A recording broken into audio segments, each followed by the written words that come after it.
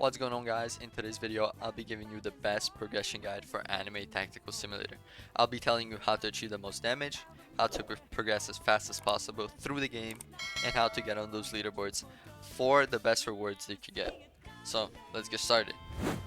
The first thing you should do when you load in is, of course, use the codes. The game provides a lot of codes, which gives you a lot of gems, around 250 to 500 per each code. They also provide potions, some give you accessories, some other stuff. But these are very useful for, getting bundles, getting game passes, and just generally progressing through the game. Um, Eventually, you should rack up on a lot of spins right here. I'm pretty sure you get one spin every 30 minutes, which is very good. And you can get potions, you can get Alucard, which is a scaling unit. And there's some artifacts. Hopefully we can get one. I really need the Shogun's artifact. I'm pretty sure this one gives you 80% more damage, I think. Hopefully I can get one, and of course I cannot get it. Always get potions. So keep in mind this is every 30 minutes, so you won't really get that much, but eventually it'll stack up and then you can roll on it. It's pretty good. It gives you some potions, some units, and in general it's very good. After that, there's achievements right here. These give you tons of rewards, especially these ones with the chests. Each one gives 1,000 gems, which is again more for the game passes. Then there's some star opening ones. They give you more gold. Time gives you more luck. Luck is very important in this game because it's really hard to get secrets. And then there's some other ones like summons, defeat enemies, and other ones. So these tower ones, this is tower right here. This is very important as well. This gives you 50 gems each per room, I guess. And then every fifth room, it gives you 500 with a lot of potions. This is very useful to get game passes as well, and just generally go through the game. So after tower, you can come over here. We have some talents. You can roll your units talents right here, SSS, S plus and stuff. These give you just more damage, more ability damage and stuff like that. You need dices. These you can get from raids, from dungeons and other stuff. Then right here we got ascension. You use this to ascend your units. Right here you come, let's say you got a duplicate, right? Flame master. Boom, I sacrifice blah blah blah. Okay, not that one.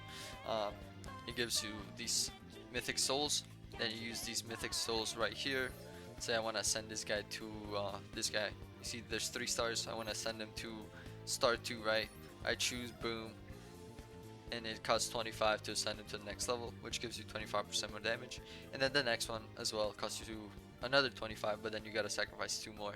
So just do it real quick, bang, and then 2 more. You just pick real quick, blah blah blah, and then 75 more damage. That's 100% more damage on the unit. This is very very good.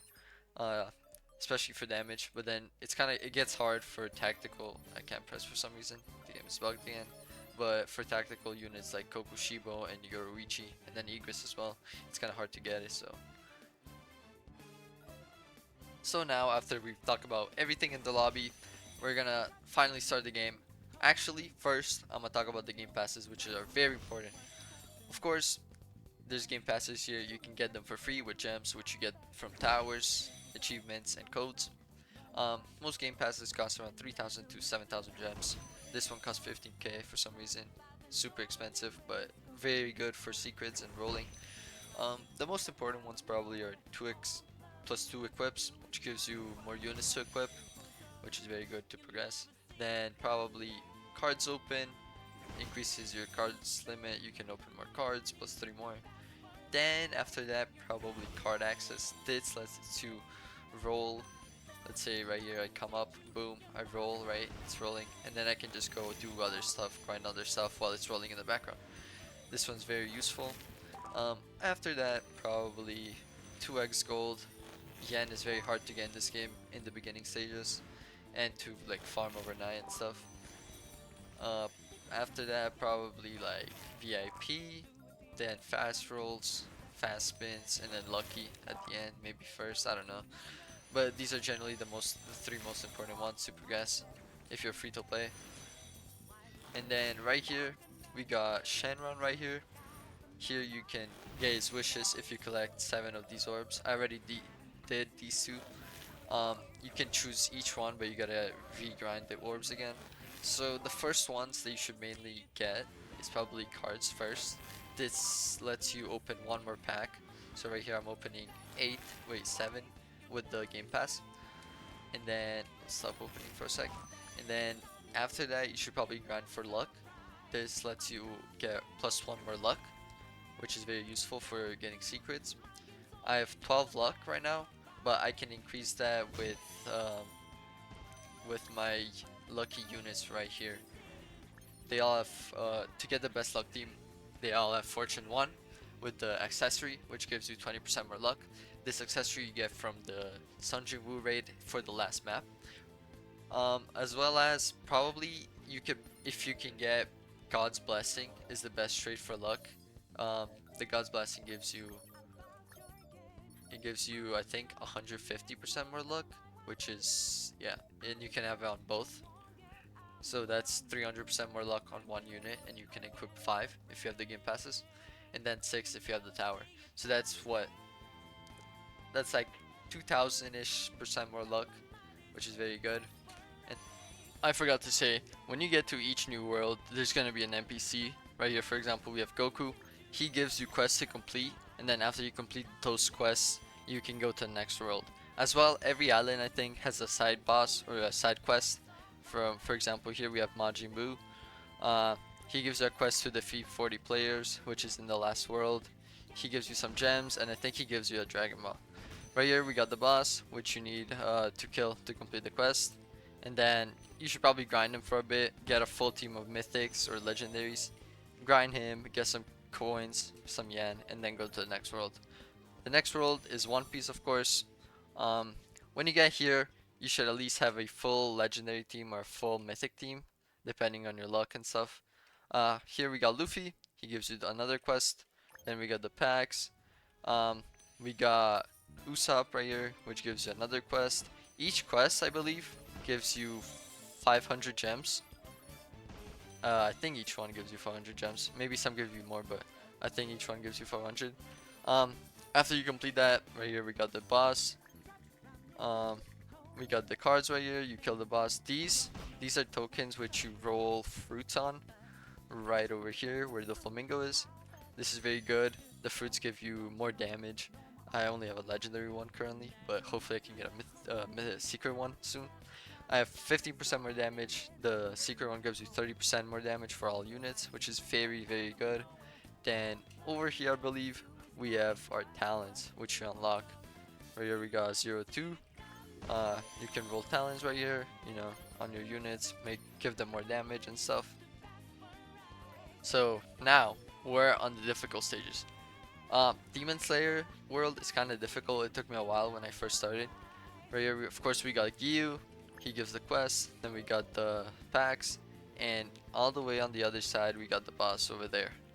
But main part right here, this is the boss fight. Oh, and it started. Okay, I'll show you real quick. Let me equip my best team. So this is the boss fight.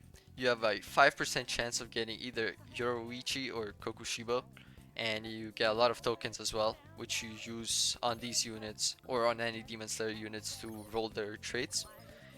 And this is my team right here. This is how I got my team. I just grinded this until I got a full team of them, and they're very good, very strong. They're a tactical unit, so it's above secret, and they do around 14.1k damage. And as well, most people do this wrong. Most people use Annihilator, double Annihilator, or like Annihilator and Abnormal or whatever. But from what I've seen and like the strongest leaderboard players, the best one is to have Annihilator and Deadeye, or Deadeye and Extremist, which gives you 100% more damage, which is what Annihilator gives you. So you should, if you can get it and you have a lot of tokens, you should try and get Annihilator and Deadeye, and like it just gives you your damage so much more.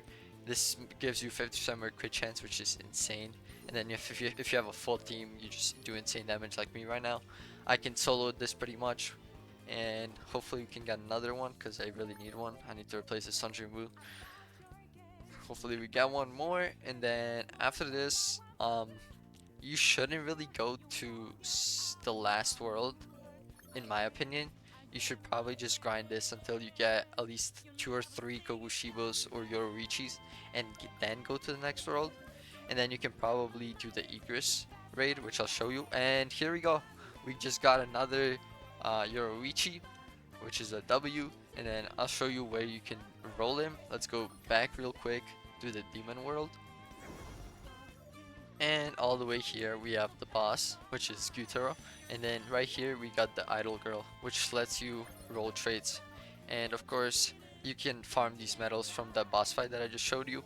And pretty much you just go for Extremist, Deadeye, God's Blessing, or Annihilator if you have a lot of them.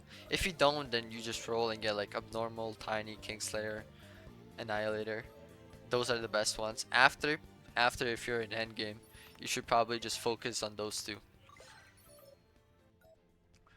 Right here, we got the solo leveling world. Of course, right here we got Jinwoo. He gives you the quests. We got the packs right here, and then if you go all the way to the right here, we have Flame Master.